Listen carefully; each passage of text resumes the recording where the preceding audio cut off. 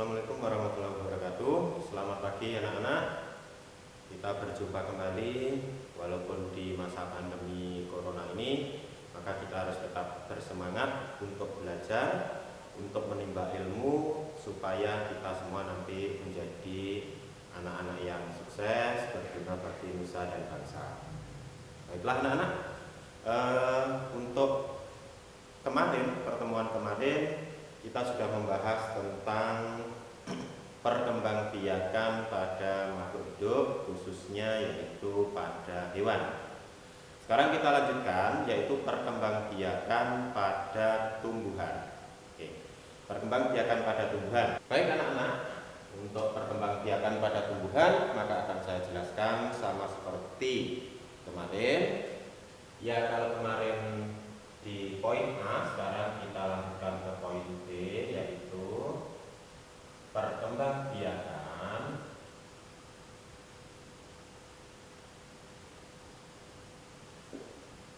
tumbuhan. Baik anak-anak, kita bahas. Jadi tumbuhan itu bisa berkembang biak melalui dua cara. Jadi sama seperti kemarin, sama seperti hewan, saya buat seperti ini. Oke. Jadi tumbuhan bisa berkembang biak dengan dua cara, yaitu dengan cara vegetatif dan juga dengan cara generatif. Hanya saja untuk yang vegetatif masih kita bagi menjadi dua lagi, yaitu dengan cara vegetatif alami dan vegetatif buatan. Oke. Jadi seperti hewan kemarin, vegetatif adalah perkembangbiakan yang tidak melalui perkawinan atau tidak diawali dengan pertemuan sel kelamin jantan dan sel kelamin betina. Kalau generatif itu diawali dengan pertemuan sel kelamin jantan dan sel kelamin betina. Oke. Sekarang vegetatif yang alami, apa itu vegetatif yang alami? Vegetatif alami itu adalah terjadi secara alamiah, jadi tidak dibuat oleh manusia. Sedangkan vegetatif buatan dibuat oleh manusia. Jadi perkembangbiakan secara tidak kawin yang dibuat oleh manusia. Itu untuk yang alami dan buatan. Contohnya apa yang vegetatif alami? Bisa berbagai contoh. Di sini bisa dengan spora. Oke, bisa dengan spora, bisa juga dengan rizoma atau akar tinggal. Bisa juga dengan stolon. Bisa juga dengan tunas. Bisa juga dengan tunas adventif, ya.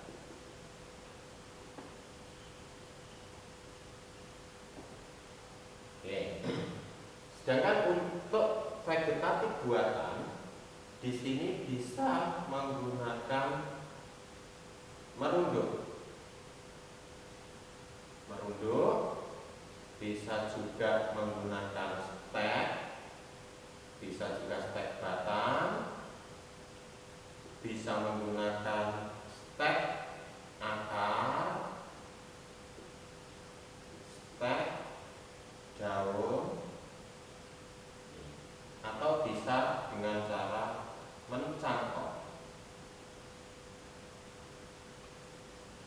Oke. Ya, jadi yang alami bisa menggunakan spora, rizoma, stolon, tunas adventif. Kalau yang vegetatif buatan bisa dengan berbagai cara. Ini merunduk, bisa menggunakan stek batang. Stek batang itu adalah memotong-motong bagian batang terus ditancapkan. Bisa menggunakan stek akar, bisa menggunakan stek daun, dan bisa juga mencangkok. Oke.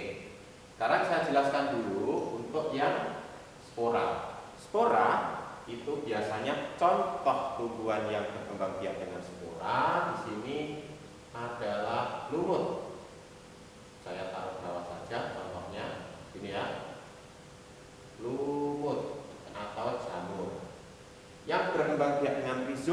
rizoma atau bisa orang menyebutnya rimpang atau bisa menyebutnya akar tinggal.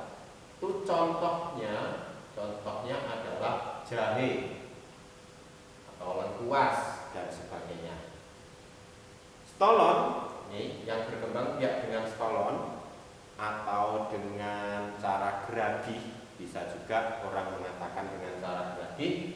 Contohnya di sini adalah strawberry arbei, ya. Kalau tunas, apa bedanya dengan tunas arbentik? Nanti akan dijelaskan. Tunas itu contohnya yang berkembang biak dengan tunas pisang, ya, pisang. Dan ada tunas adventit. Tunas adventit itu bedanya dengan tunas. Kalau tunas itu tumbuhnya dari batang, pangkal batangnya. Sedangkan tunas adventit itu tumbuh tidak dari pangkal batang, bisa dari daun, bisa dari ranting, atau bisa dari batangnya, ya. Yang berkembang biak dengan tunas adventit ini saya kasih contoh adalah cocor bebek, ya. Jadi tumbuhan cocor bebek. Sekarang kita lihat tumbuhan yang dikembangbiakkan dengan cara vegetatif buatan. Buatan tadi adalah perkembangbiakan yang sengaja dibuat oleh manusia. Jadi tidak terjadi secara alami. Oke. Sekarang merunduk. Contoh yang bisa dikembangbiakkan dengan cara merunduk itu misalnya tumbuhannya di sini seni rejeki, tumbuhan sri rejeki. Atau kalau orang Malang biasanya orang Batu itu dia mengembangbiakkan apel dengan cara merunduk, ya, dirunduk. Kalau yang stek batang, contohnya adalah ketela pohon. Sedangkan yang berkembang biak menggunakan stek akar, ini contohnya adalah sukun. Tumbuhan sukun yang dapat dikembangbiakkan dengan menggunakan stek daun, ini contohnya adalah sansevieria atau lidah mertua. Dan yang dapat dikembangbiakkan dengan cara mencangkok adalah tumbuhan-tumbuhan yang berkambium, misalnya mangga.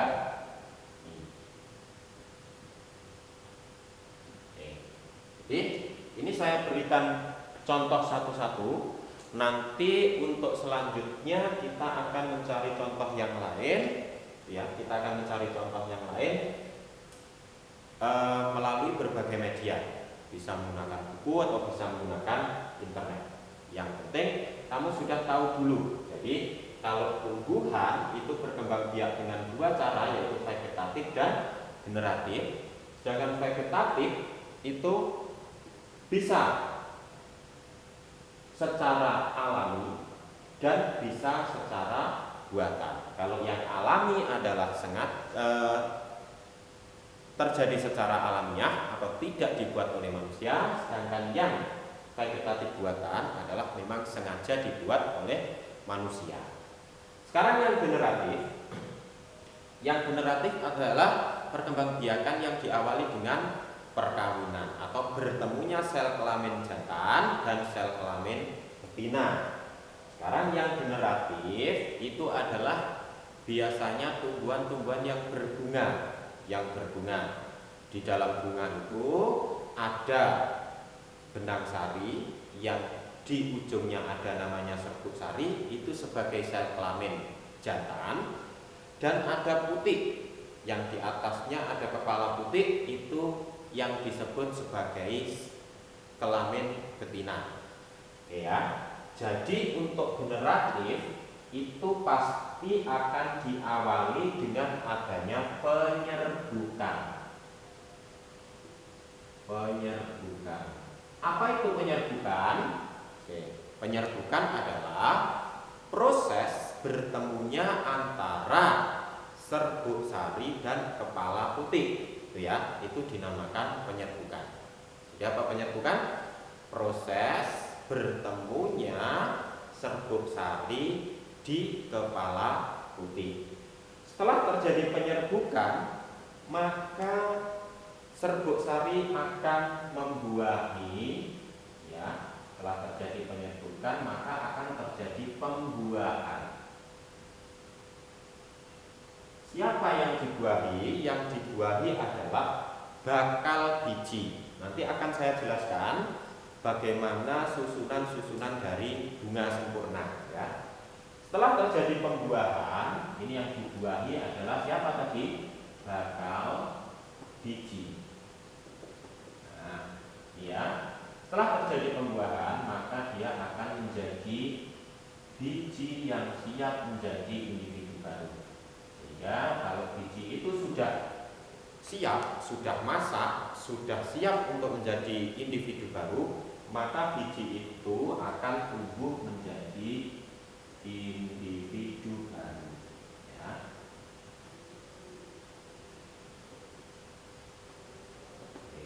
Oke, jadi ini secara vegetatif dan generatif. Kalau generatif diawali dengan penyerbukan, lalu penyerbukan terjadi pembuahan.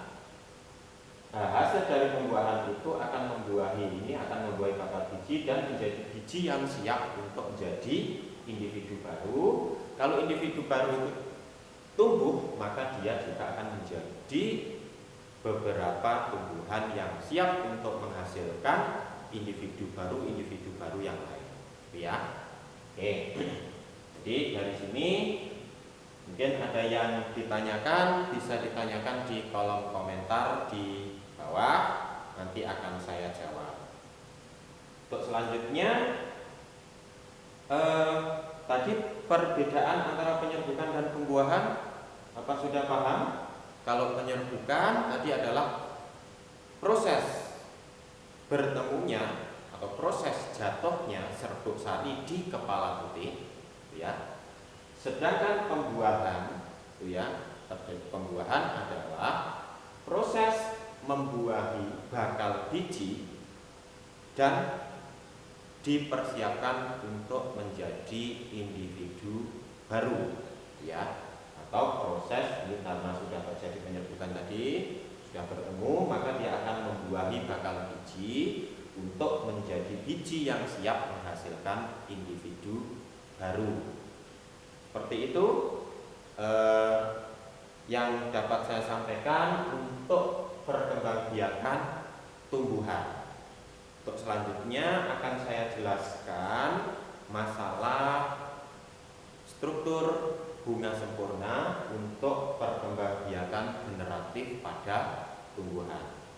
Untuk saat ini perkembangbiakan tumbuhan, materi pelajaran perkembangbiakan tumbuhan akan saya akhiri, dan tetap semangat anak-anak, jangan sampai kita tidak menjaga kesehatan, tetap patuhi protokol kesehatan supaya tubuh kita tetap sehat dan kita nanti akan bertemu kembali, ya. Dan mohon maaf ini karena saya tidak pakai masker, karena di sini di kelas saya sendirian, jadi tidak ada orang sama sekali, sehingga masker saya lepas supaya saya menjelaskan ke anak-anak, ke kalian semua bisa